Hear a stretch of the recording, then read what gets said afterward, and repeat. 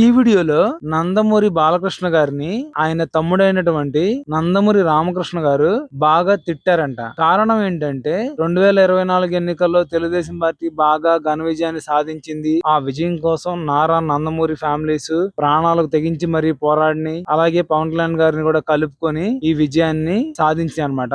ఆ విజయం వచ్చిన దగ్గర నుంచి కూడా ఈ ఫ్యామిలీస్ అన్ని కూడా చాలా సంతోషంలో హ్యాపీగా ఉన్నాయి. అయితే ఈ పార్టీ కోసం ఎన్నో త్యాగాలు చేసి ఎన్నో అవమానాలు పొందిన నందమూరి హరికృష్ణ గారి గురించి ఒక్కరు కూడా తలుచుకోకపోవడాన్ని నందమూరి రామకృష్ణ గారు జీర్ణించుకోలేకపోతున్నారంట. ఎందుకంటే మా అన్నయ్య మా కోసం ఎన్నో వదులుకున్నారు, ముఖ్యంగా నాన్నగారి కోసం పార్టీ కోసం ఎన్నో త్యాగాలు చేశారు. అలాంటి ఆయన్ని ఇంత గొప్ప విజయం సాధించిన తర్వాత ఎందుకని మనం తలుచుకోవట్లేదని చెప్పి రామకృష్ణ గారు బాలకృష్ణ గారిని అడిగారంట.